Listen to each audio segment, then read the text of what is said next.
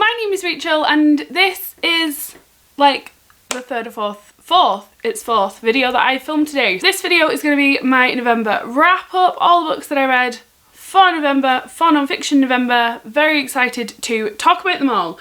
So I've kind of separated it out and I'm going to talk about all the books that I read that were specifically for non-fiction November first, and then we'll just dip into the other stuff I read because I didn't read that much other stuff. Oh, actually I did, but I think I read more non-fiction than I read fiction, which is not usual for me. So number one, passed on the non-fiction November stuff, and number two, just, yeah, it was fun. It was a nice month. I'm going to mention two books quickly that I am currently reading and didn't finish for non-fiction November. The first one is I Know Why the Caged Bird Sings by Maya Angelou. I am on page 96, but I am listening to this on audiobook, which is actually read by Maya Angelou. Absolutely loving it. Oh my god, she has the most amazing voice that I've ever heard. It is like honey and butter. Loving her voice. So yeah, we're reading that one. We're enjoying. Great book so far. This is like the first in her seven book installment of her autobiography. Like, this bitch has clearly lived a life. So we're still reading that one. And the other one is Foxes and Earth by Lucy Jones. The story of love and loathing in modern Britain. I don't know why I didn't just turn that around to read it. I'm such a friggin' idiot. And I have read the first chapter of this, which is Cunning as a Fox, and really enjoyed it. Really enjoying this book, but I haven't read nature writing before and it can be a little bit dry. So I'm finding that I'm like reading other books and then I'll like pick this up in between and like read 10 pages and then go back to another book. I thought this would be a super fast read because I thought it was like a graphic novel, but it's not. It's like a diary, so you can see like there's pictures from her actual holiday there and journal entries and pictures throughout it and little drawings of stuff that she did. And I gave it 3 stars. The reason for that, number one, I mentioned in the vlog where I was reading this, because I was reading it for Cozy Reader Night. She talks about eating foie gras in here, which is just unforgivable to me. I don't understand people eating it. I don't understand people knowing what foie gras is and the way that it's made and then eating it. Oh my god, it made me absolutely furious to read.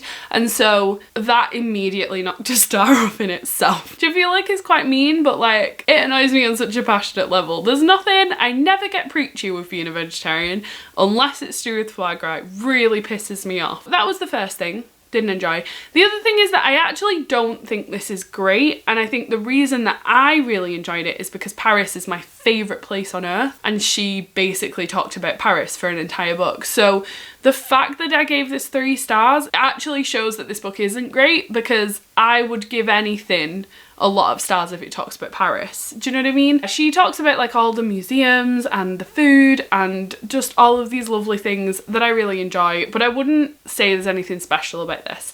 And I have read 2 other Lucy Knisley books that I have absolutely adored, and this is one of the first things that she wrote. So I think this is kind of her like finding her feet type of graphic novel, and I wouldn't recommend it above her other ones because her other ones are really great. I've read Relish and then I've read the one I'm going to mention next, which I adored, so I would recommend her other stuff over this one. But we are going to move on to the next one, which is also by Lucy Knisley, and it is Something New, Tales from a Makeshift Bride. I loved this graphic novel. I gave it 4 stars, absolutely adored it. So this is the art style, which is just really simple and lovely, and we also get like pictures of the stuff she's talking about throughout it, these little like tip pages as well. So like she was talking about different films and the way that they have weddings and stuff in them. So then we have a page here where it's just like studies of like films that have weddings in them and stuff like that, and she has like little like food pages and stuff like that. This one's Weird Wedding Facts, the emotional edition. So yeah, really loved this. This is her story of being engaged, her and her partner getting together, and then moving through like their engagement and trying to make her wedding because she didn't want it to be a traditional wedding. She didn't want any of the like patriarchal stuff in there. She is a creative person and wanted some of her creativity in her wedding. It was like about making it personal and making it something that she cared about. It's more when I have like a night of reading where I'm reading like 3 different books, this will be one of them. So that's kind of how this is going, but I am enjoying it. So they're the 2 that I'm currently reading and I haven't finished. And then we have all the other books I read. I will just say quickly though, I'm not counting any of the books that I read that were from Thought Bubble, because I went to that in November, and I got loads and loads and loads of zines that I read and wrapped up already. So I'm not going to mention any of those, but I did read quite a lot of those. So they're just for another video. So the first book that I finished was French Milk by Lucy Knisley. This was not what I thought it was going to be. It was just so lovely. I absolutely adored it. I think it's one of the best graphic novels I've read. Oh, it was so cute. It's just so cute. It took me forever to read it. Graphic novels that I try and read in a sitting because I love like just consuming a graphic novel. But you can see how big this is. It took me forever to read it, like over like 2 or 3 days, which is unheard of for me with graphic novels. But like that's not to say the book was the reason, it was just because there's a lot in here. But it is absolutely fantastic. I loved it so much, and it's so good in a way that I didn't think as well, because Lucy Knisley is bisexual, which I didn't realise going in. We know that I love bisexuals, I mention it a lot. I am a bisexual, we love bi rep.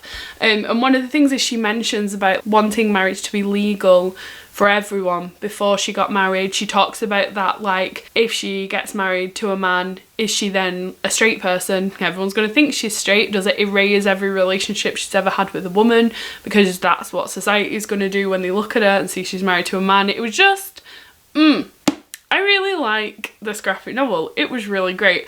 And I'm super excited because she has another graphic novel called Kid Gloves, and it's about her pregnancy and the 9 months that she was pregnant. I haven't read it yet. I was going to read it for Nonfiction November, but this one took so long. And it was also so enjoyable that I kind of just wanted to leave it for a little while and sit with this one until like I wanted to read the next one.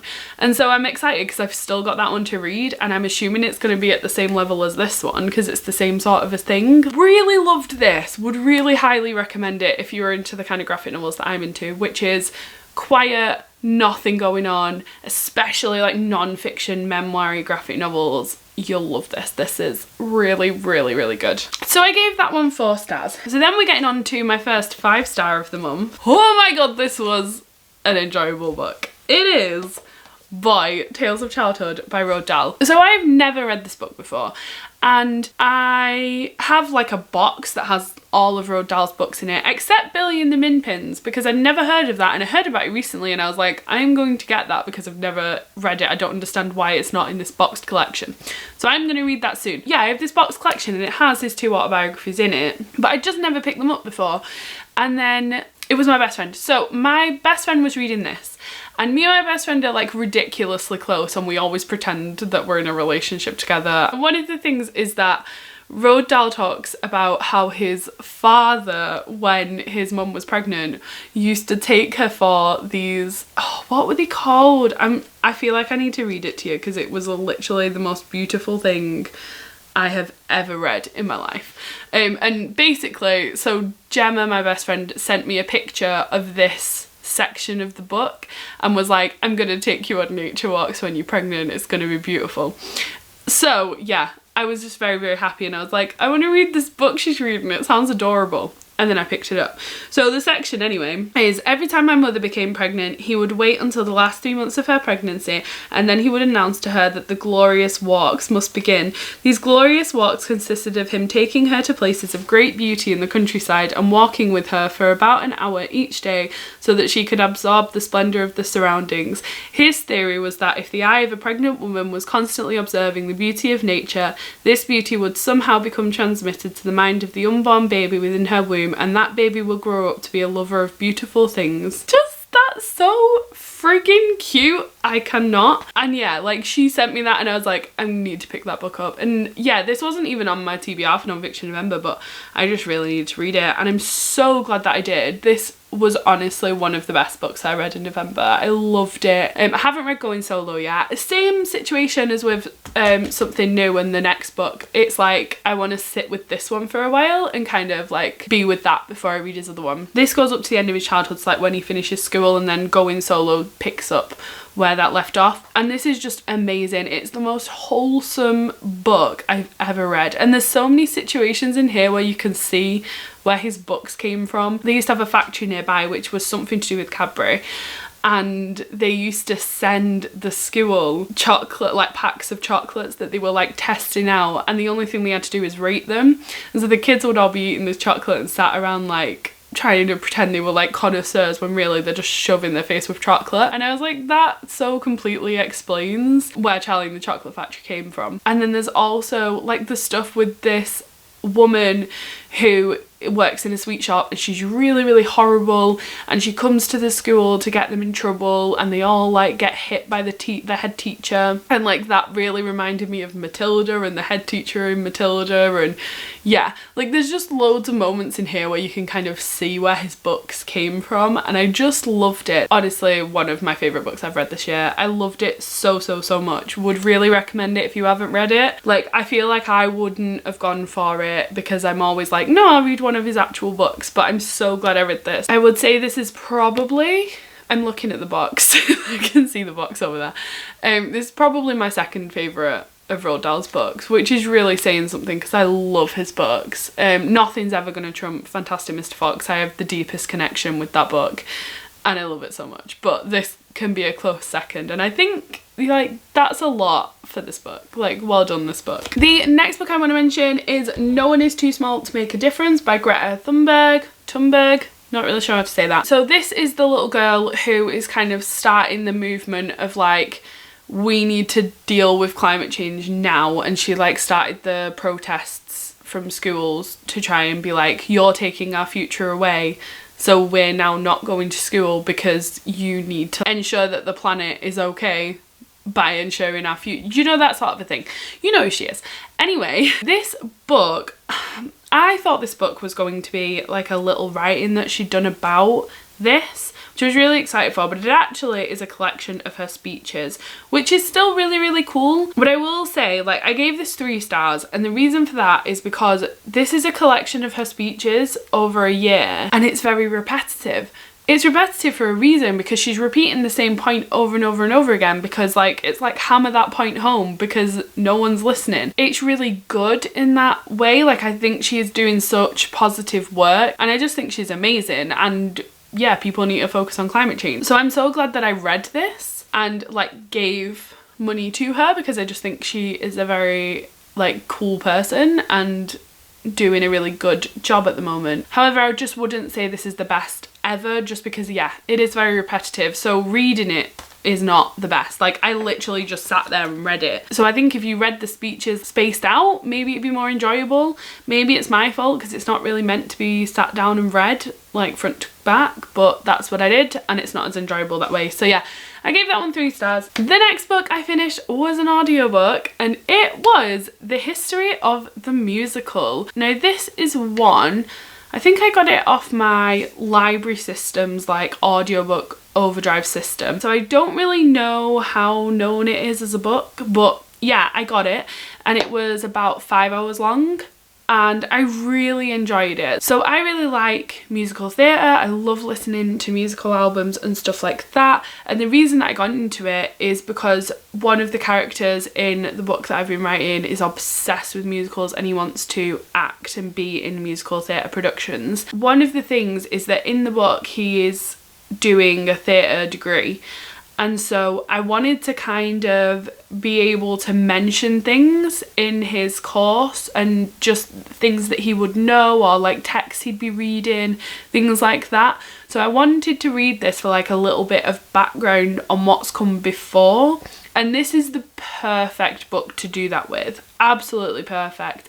I gave it 3.5 stars. The reason I gave it 3.5 stars is because it stops very abruptly. The end focuses on Andrew Lloyd Webber and Stephen Sondheim and how they became big, but it stops there, and I found it a little bit disappointing because I really wanted it to go further. This isn't really the book's fault because it's kind of part and parcel of when it was published. Like it's not going to be able to go to now, like right now, because I don't think it was published recently.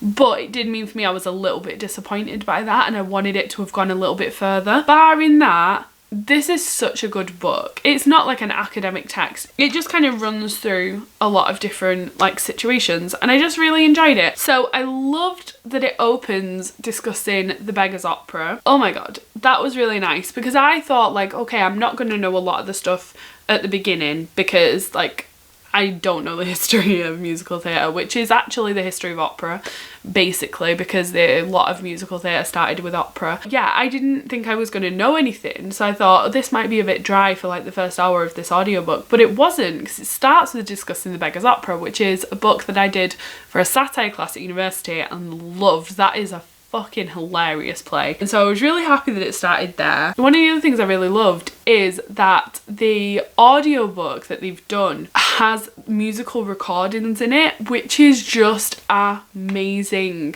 So it has like a little 10-second brief interlude throughout of the song that's being discussed, or like a song from the musical play that's being discussed, and it was so cool because like you could actually hear this stuff as it was happening. It was like giving you an experience of it as you were reading it as well, which I loved. Absolutely loved that. Oh my god, the most interesting thing that I thought was so cool, so it talks about Julie Andrews, and Julie Andrews did My Fair Lady on the West End? No, West End's our one. Broadway. Or would it be our one? Because it would be West End, wouldn't it? I don't remember. Julie Andrews was doing My Fair Lady, and when it came to the film they thought that she wasn't very well known, and so they decided to go with Audrey Hepburn instead of Julie Andrews. So Julie Andrews did Mary Poppins that year instead, and then Mary Poppins and My Fair Lady were both nominated for Academy Awards, and Julie Andrews won with Mary Poppins, and it's just so weird. I don't know, it just seems really odd to have that like connection, and I never ever knew about that, so I found that fascinating. I liked that they mentioned Marnie Nixon. Marnie Nixon is someone that I find really fascinating, and a lot of people don't really know about her, so I was really excited that they talked about her. Marnie Nixon was basically the singer of most of the big songs that you will know, and she was never seen, and she didn't act, really. So she was in The Sound of Music, she played one of the nuns. I will try and insert a picture, but that's not really her lead role that we know her for. She was the voice of a lot of the big films that you see. So she did all of the singing of Deborah Kerr in The King and I. She also did, I think she did My Fair Lady, I think she did Audrey Hepburn, and what was the other one she did? She did another really big one. It might be West Side Story. It's something like another really huge one. All these movie musicals, like Marnie Nixon was the voice behind so many of them, and I just find it fascinating, and so I was really glad that they mentioned her, because she is like such a huge part of so many of these musicals, but like she isn't really discussed because she wasn't the physical actress doing it, and obviously they would have tried to keep it under wraps that the real actress playing her wasn't the one who did the singing. And yeah, like I said, then they start talking about Andrew Lloyd Webber and Stephen Sondheim, which I find interesting, but again, like they didn't go into as much detail because it was close to the end, and it was kind of talking about how they changed musical theatre into something that it is today, but then they didn't move forward into what it is today. So that was where I was disappointed. That's why it only got 3.5 stars. But I really loved it. It stops at the creation of Les Mis, so that's where the cap is. So if you are interested in this, like, I'm just letting you know, that's where it's going to cut off for you. So if you're looking at musical theatre today, it's not going to be that up to date. But if you're looking at the history of it, phenomenal, really great book to read. I had a brief interlude because battery died and I needed to charge it because I don't have two. I'm not one of those fancy people. Next book I'm going to talk about is Scap Nobody by Anna Kendrick, and I gave this 4 stars. So I got this on audiobook because my preferred way of reading autobiographies is to listen to an audiobook because they are usually voiced by the person. This one was read by Anna Kendrick, and it just gives that extra added little thing to it because it's read by the person, and I really enjoy that. So yeah, got the audiobook and listened to this one, and it was so good. Like so good. I have been in love with Anna Kendrick for years, like years and years, full on obsession.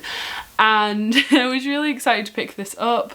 I've seen so many of her films, and I love her. I love her so much. Was super excited for this, and it did not disappoint. She talks a lot in here about growing up, and one of the things that I find really interesting is that I didn't realise that she started off on the stage and in theatre productions and that's kind of how she made her way up the system. And the first, oh my god, it was so exciting. The first play that she was in is actually one of my favourite old movies of all time. One of my favourite movies of all time. I don't have to qualify it, like it's one of the best movies that's ever been made, which is High Society, the one with Grace Kelly, Bing Crosby, Frank Sinatra, Louis Armstrong. Like, oh, so many big hitters in that film, and I adore it. And apparently, like, she played the little girl, the little sister of Grace Kelly, in the stage production of it, which I just think is so cool. And so I loved hearing about that, and just hearing about her, like, life in general when she was younger. It also goes into, like, her dating life and her relationships with men, and, like, how that changed and all of that stuff, which was really, really cool. And she just talked about, like, getting a little bit older and caring less about other people's opinion on what she was doing, and just being like, if this makes me happy, then that's what makes me happy. And I just, yeah, it was just really nice. Like, I'm in love with her, I wanted to know more about her, and I now know more about her. So it did what it needed to do, and it's a great book, absolutely great. One of the better autobiographies that I've read. So would highly recommend this one. Most of the autobiographies I've read actually have been comedians' autobiographies, so it was quite nice to read one that wasn't by someone who's a comedian, because I was like, am I only liking the ones by comedians? Because I tried reading, who's did I read? No, I did read Alec Baldwin's, and though it was good, it wasn't the best one that I'd read, and he's like half comedian, so I was like, worried. But no, this was amazing. So many Saki comments throughout, and I loved it. I really, really loved it. She talks about a lot of different films that she was in, like Twilight, Up in the Air, stuff like that. She doesn't talk about the next 5 years, which made me really sad, because I really wanted her to talk about it and she didn't, but it's fine, I'll let it go. 4 stars, really enjoyed that, would definitely recommend it. And then, oh my god, Rachel finished a book. I started this book just before I moved to Switzerland, and it was big and it was hardback, and I remember being like, I can't take this to Switzerland with me because it's too heavy, you need to finish it before you go. Didn't finish it before I went, and then spent 2 years wanting to read it and not reading it, and kind of like trying to read a bit when I came home for Christmases and stuff, and still not finishing it. I finished it, and it was amazing. 5 stars. The space between reading it doesn't make it any less worthwhile, doesn't make it any less enjoyable. It was probably one of the best non-fiction books that I've ever read, and it is Another Day in the Death of America, 24 Hours, 8 States, 10 Young Lives Lost to Gun Violence, and this is by Gary Young. So I am gonna say that this is very much in my wheelhouse and sort of like echo chambery, because I really don't like guns. I don't understand how they're legal in America. Like, I can't get my mind around it. It doesn't make any sense to me.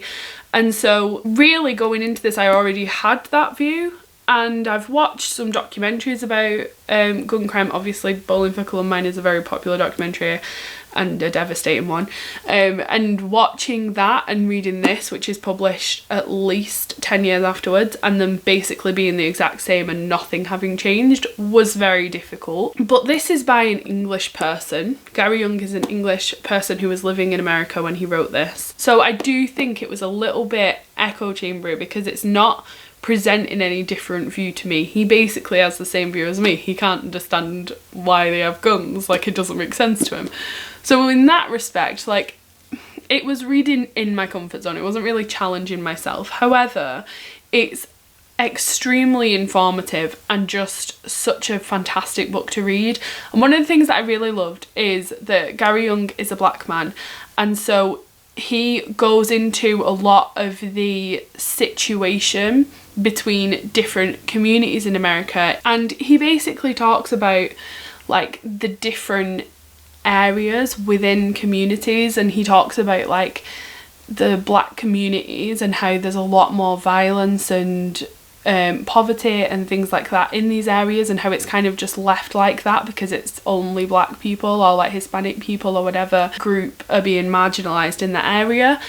And I found it really interesting to hear that, especially from somebody who was black. I feel like he could discuss it in a way that I haven't heard it discussed before, and I really liked that. And I think it was important because a lot of the gun crime that happened on this day was to people who are part of minorities and part of these poorer sections of society, and obviously that's not a thing that's happened by chance. He makes that very clear throughout, like this is something that's happened because they are from those communities.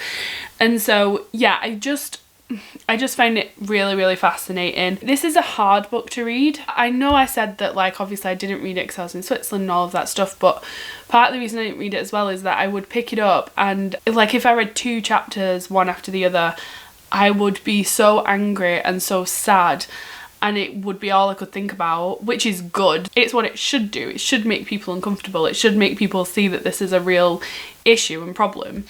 But it did mean that, like, it really did need spacing out for me personally, and so I'm glad I did space out a little bit and read it in that way. One of the things that I really liked about this book is he doesn't go after the people who committed these crimes. At the end, he doesn't try to make this big plea for gun reform laws or anything like that. The point of this book is just to identify a problem and illustrate how big of a problem it is, and I think that's really good, because it kind of, when you get to the end of it, you can see that there isn't any message that's trying to be sent to you in terms of, like, we should change this, or this party should be in, or there's nothing like that.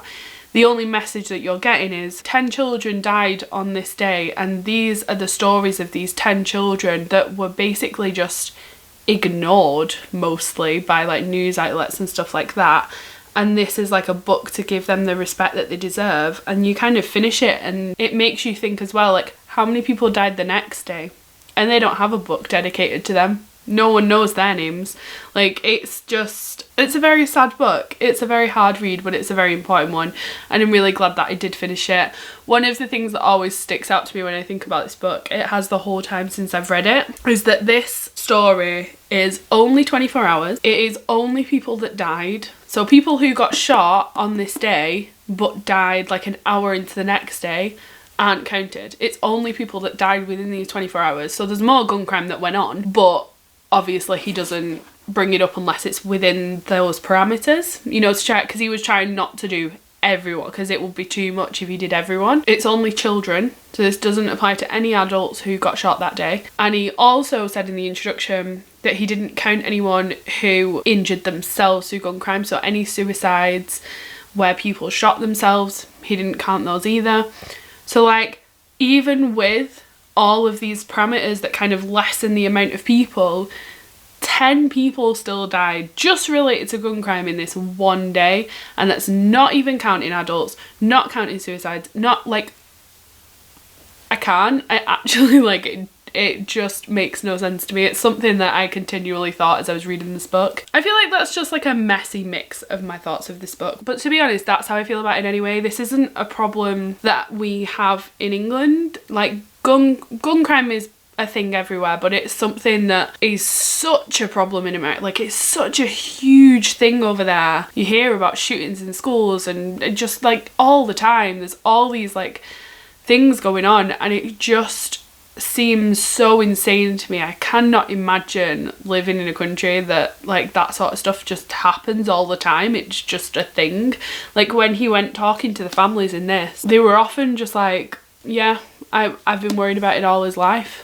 And I was just like, oh my god, the thought of being a parent and living in one of these communities and just being like, every day just worrying, like, is my kid going to come back today, or are they going to be shot? Like, I can't, like, it's just so insane. I can't imagine it. I would really highly recommend this book. I thought it was so good, and it was done so respectfully and really well researched. And yeah, it's a very powerful book, and I really don't want to say enjoyed it. I found it very impactful, very, very impactful. Not even just on a, like, I finished this book and it impacted me level, but in a every single chapter that I read, moments within each chapter, like, it was just constantly just such an informative book. Like, it got so many tabs.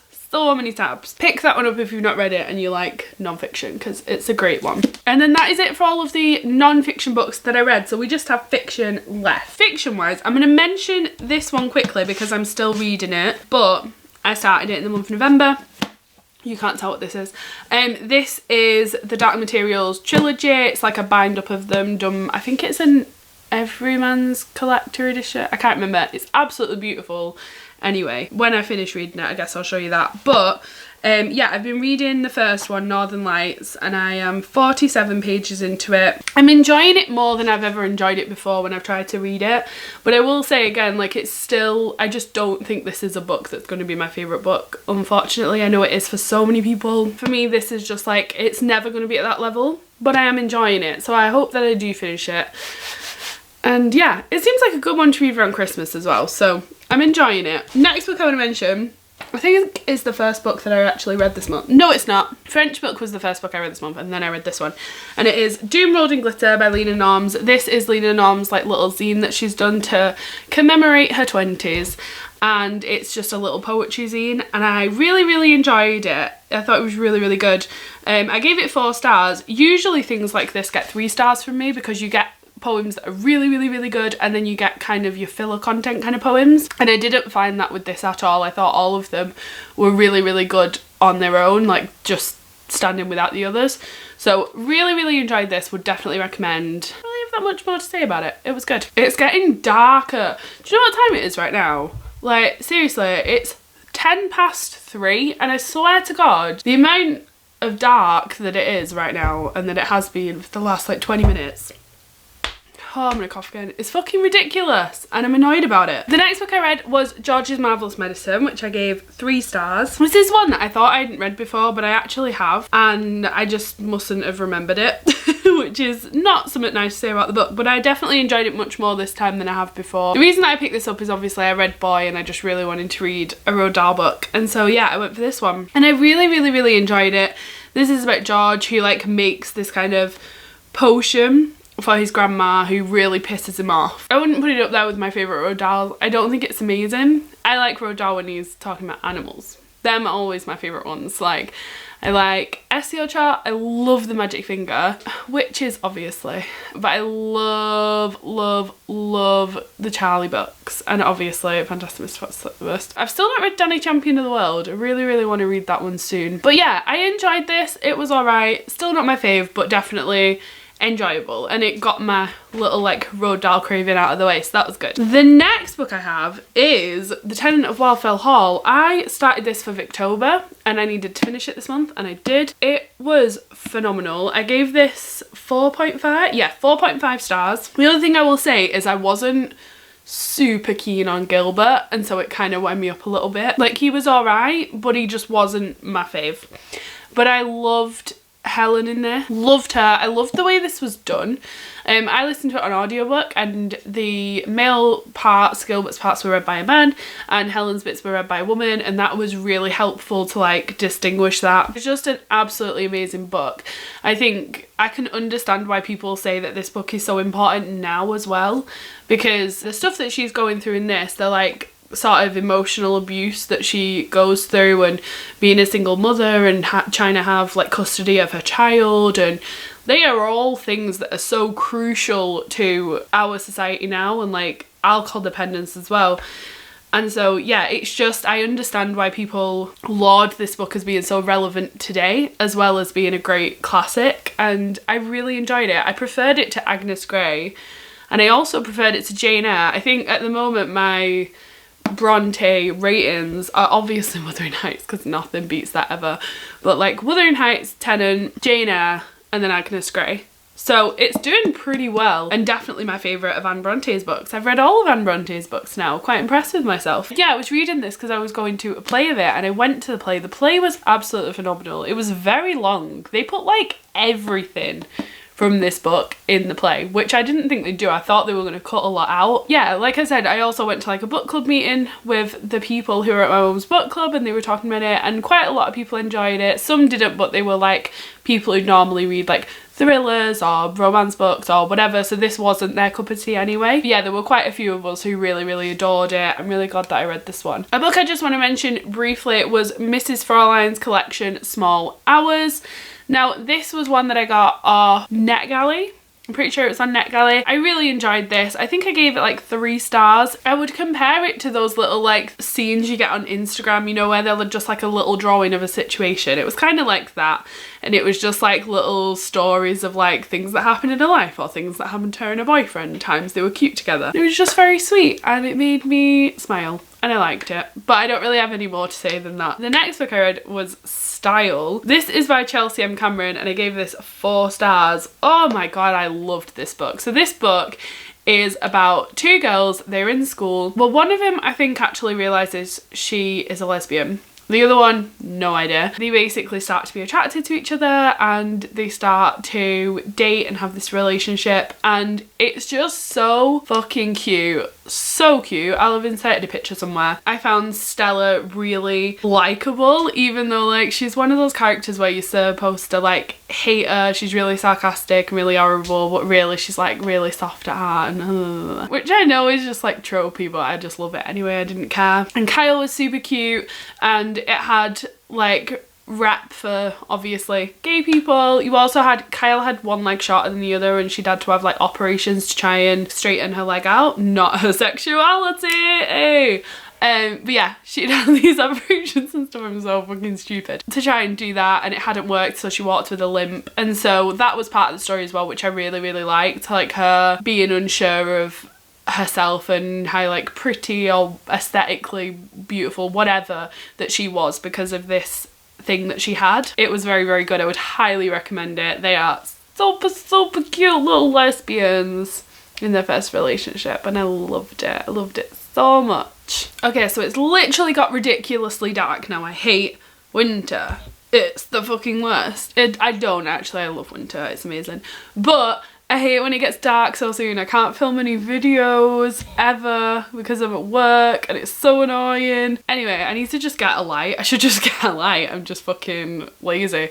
But anyway, I have one more book to talk about, so I'm going to suffer through because I want to finish this video. The last book is one that I actually didn't have a physical copy of. I listened to it on audiobook and I loved it so much, and I think it's such a good example of like LGBT plus fiction for kids, which is just not a thing. Like, this is a middle grade book, so there aren't a lot of these out there, and I loved it so much that I was like, I need to buy a copy straight away, and it got delivered like this morning or yesterday, something like that. Ivy Aberdeen's Letter to the World. It's by Ashley Herring Blake, and I loved this. So this story is about this little girl called Ivy, and a tornado rips through the town. Her and her family's house is lost, and when this house is lost, her drawings that she does of her and other girls holding hands goes missing. And so it's all about her like being blackmailed by someone who has this book of her basically showing her feelings for girls and that she has same-sex attractions. It was just so cute. Ivy is so cute. I love her so much, and this is just such a good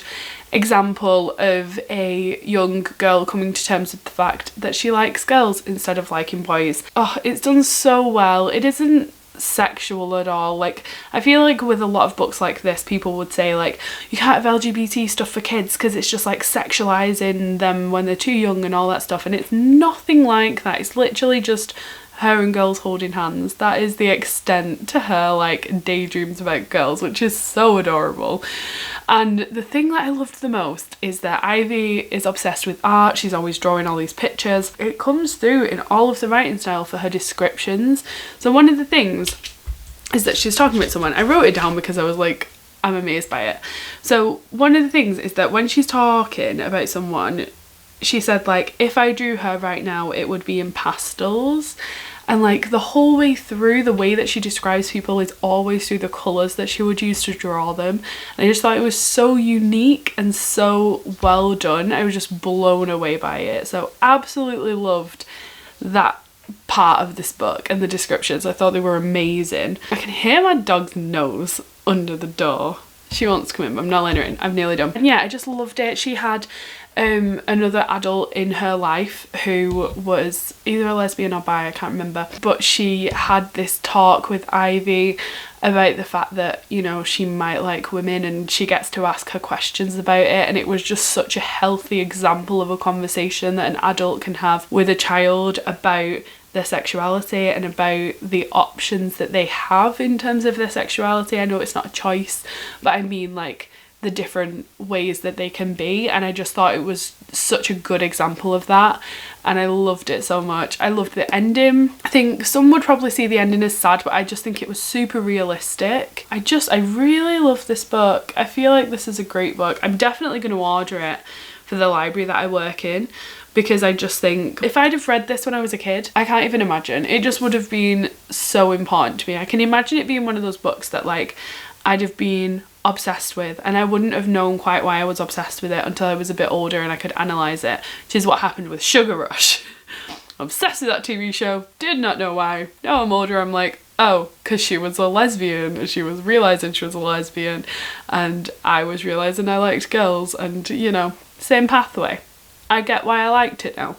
But anyway, yeah, this is just an absolutely fantastic book, and I would really highly recommend it. I loved it so much, and I gave it 4.5 stars. I actually got another book when I ordered this one that was also a middle grade that centres around women who like women. So excited for that one. They are all the books that I read in the month of November, apart from those 3 that I was currently reading. But like, Jesus, how good of a reading month did I have? Like, I've got loads of 5 stars here, loads of 4 stars. Did I even not enjoy a book? I didn't enjoy the Greta Thunberg one as much, and I didn't enjoy French Milk as much, but apart from that, these were all like amazing books. So I had an amazing reading month in November. Very happy with that. Yeah, they are all the books I read. If you've read any of these and want to talk to me about it, please do in the comments down below, and I will see you in my next video. Bye!